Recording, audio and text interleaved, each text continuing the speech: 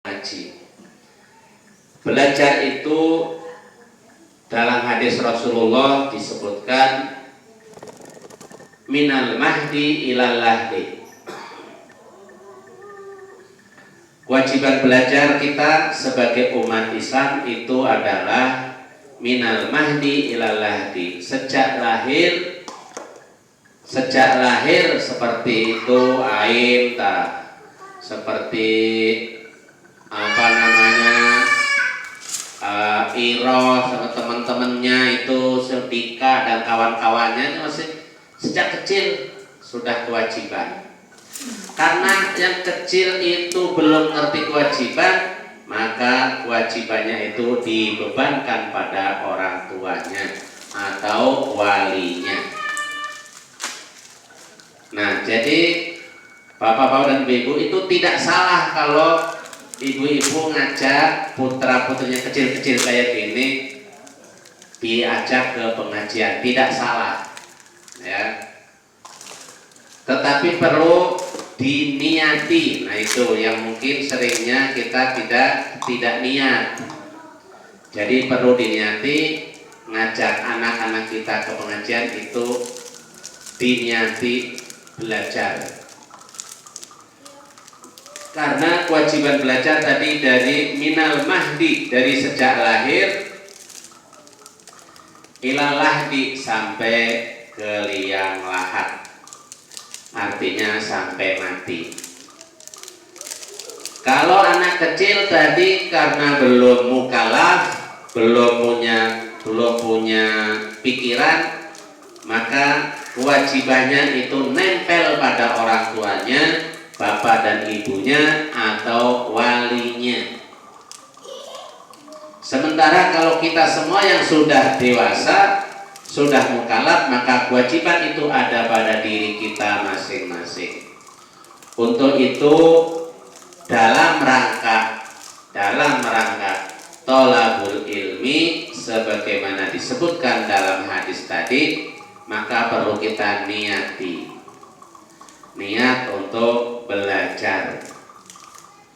Nah, di Indonesia seperti kita ini, belajar itu ada yang disebut formal, ada yang non formal atau informal. Yang formal itu yang seperti di sekolah, dari PAUD, TK, SD, SMP, SMA sampai kuliah S1 sampai S3. Nah, itu yang formal. Kalau yang formal seperti itu dibatasi usia, dibatasi umur. Kalau umur TK itu umur 5 sampai 6 tahun. Nanti 4 sampai 5 tahun, sementara umur 6 masuk ke SD. Kemudian SMP dan seterusnya. Nah, kalau yang non formal itu tidak dibatasi dengan usia. Nah, kita pengajian seperti ini kategorinya di pelajaran non formal, pelajaran yang tidak ada batasan usianya, tidak ada batasan umurnya. Untuk itu, maka apa yang kita lakukan ini insya Allah sudah sesuai dengan perintah Rasulullah, yaitu thalabul ilmi minal mahdi ilal lahdi. Insya Allah kita niati dari rumah untuk belajar. Jangan niat yang lain ya, dari rumah untuk belajar biar mendapatkan pahala. Nah, kalau kita sudah mengerjakan perintah Allah seperti ini, itu namanya sudah mengerjakan bagian dari perintah Allah. Yang lain masih ada bagian-bagian yang lain, ya seperti sholat, insya Allah kita sudah melaksanakan. Amal soleh atau akhlak karimah, insya Allah kita sudah melaksanakan.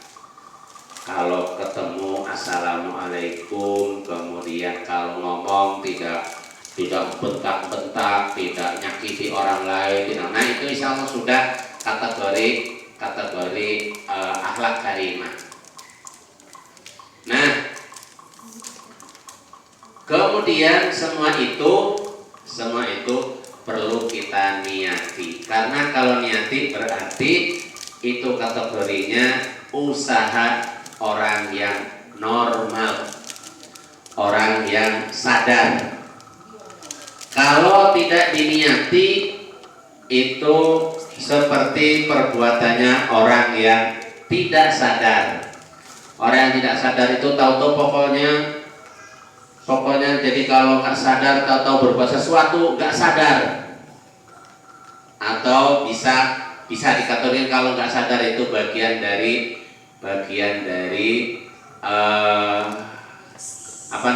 orang gila. Karena orang gila itu yang dilakukannya tidak ada yang sadar, semuanya tidak disadari. Makanya orang gila itu tidak ada hukumnya. Jadi kalau kita semua nih, ibu-ibu pingin gak sholat tapi gak dosa, gampang. Pingin ngerumpi tapi gak dosa, pingin jalan-jalan dengan gaya orang-orang yang pakaiannya hanya sebelah saja gitu, bisa dan gak ada dosa. Caranya nggak sadar dulu atau jadi orang gila dulu. Nah, mau ibu-ibu jadi gila ya? Amin ya Bu, amin jadi gila. Karena orang gila perbuatannya tidak ada aturannya. Maka orang gila tidak ada dosa, tidak ada pahala, sayang sekali.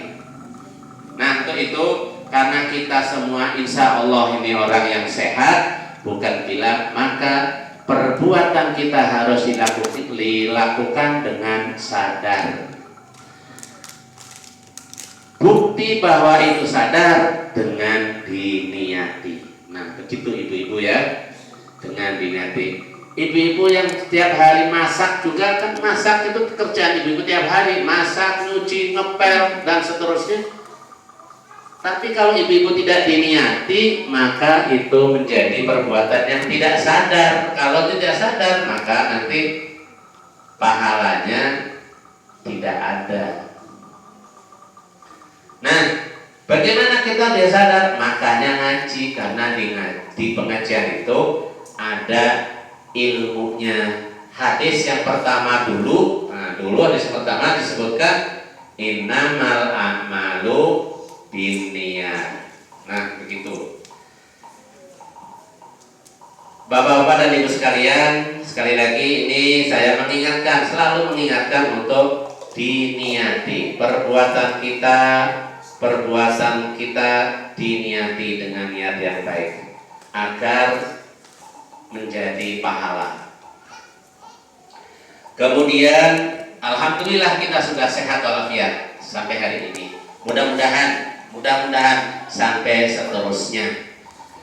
Termasuk kita semua juga mudah-mudahan terhindar dari wabah corona. Amin ya rabbal alamin. Kita doa bersama-sama, minimal kita hadiah Fatihah untuk diri kita semua, untuk keluarga besar kita semua, untuk lingkungan kita orang semua, untuk umat Islam pada umumnya dan umat manusia pada khususnya.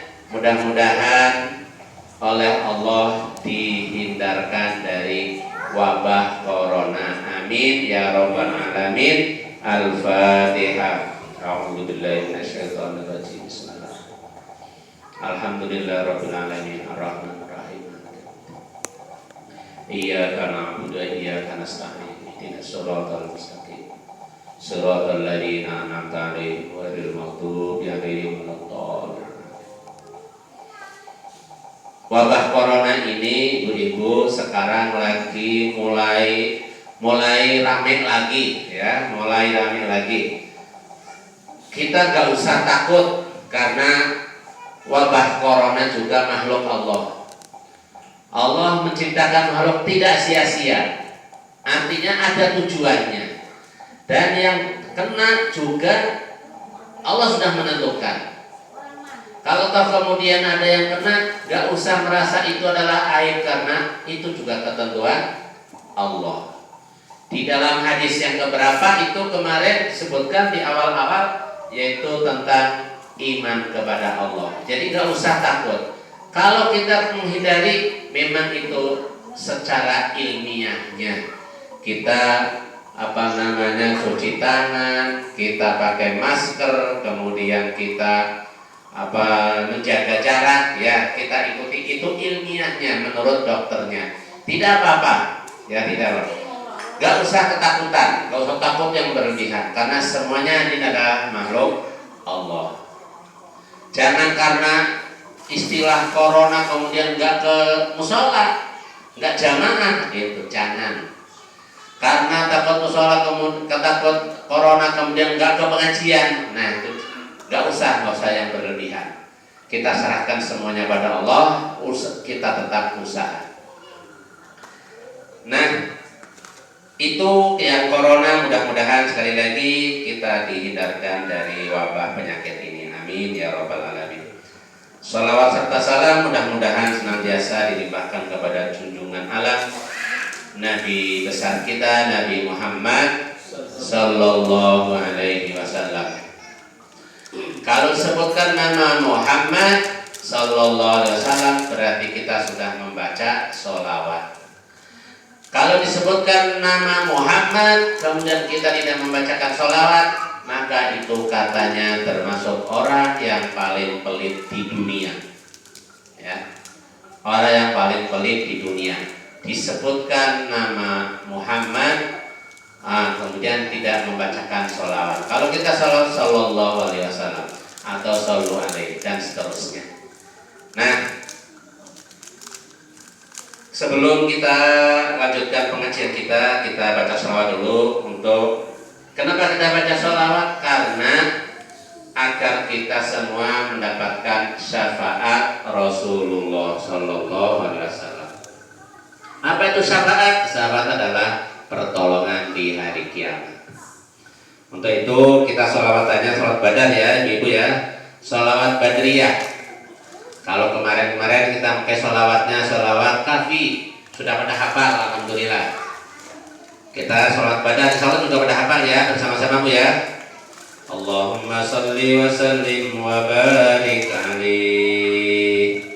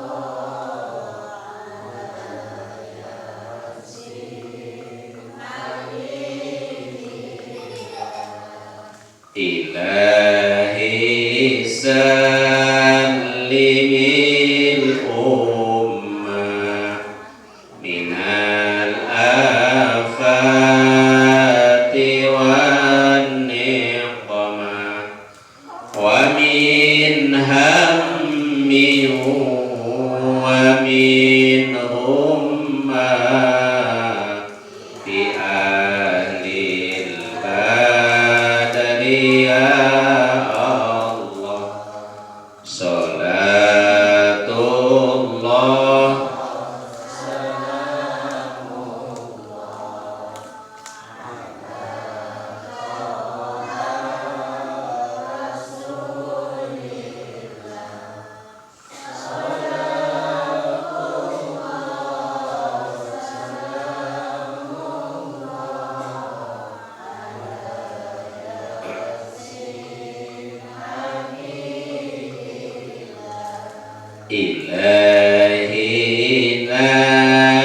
نجنا واكشف جميع أذية واصرف مكائد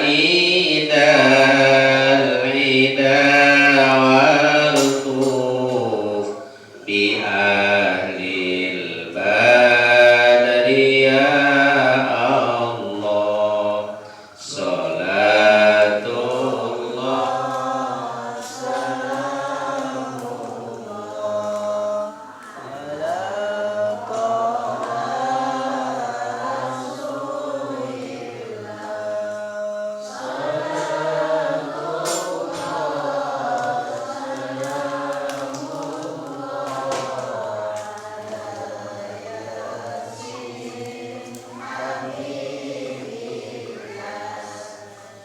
إلهي نفس القربى من العاسين والعطبى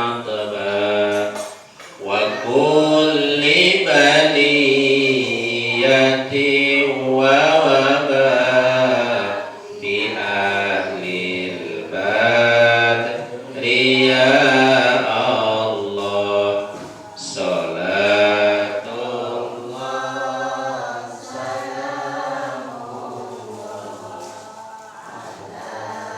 الله على رسول الله صلاة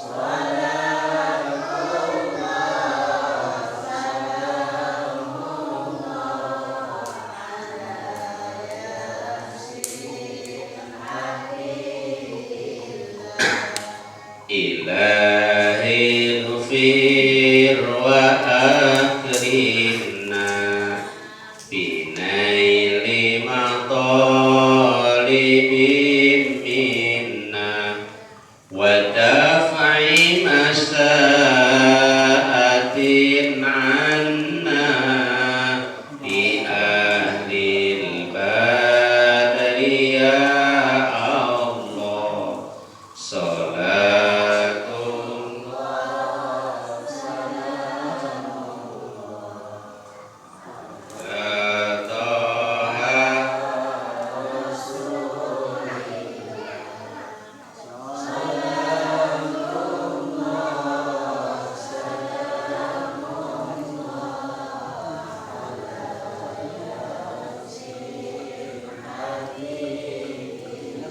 إلهي أنت ذو اللطف وذو فضل وذو عطف وكم من قربة تنفي بأهل البدر يا الله صلاة الله سلام الله على رسول الله صلاة الله سلام الله على ياسين حبيب اللهم صل وسلم وبارك عليه. Sallu alaihi. Ya, mudah-mudahan sholawat kita bersama ini dicatat oleh Allah Subhanahu wa Ta'ala, dicatat oleh malaikat pencatat amal. Mudah-mudahan termasuk bagian dari tabungan yang insya Allah nanti kita akan ambil tabungannya beserta bunganya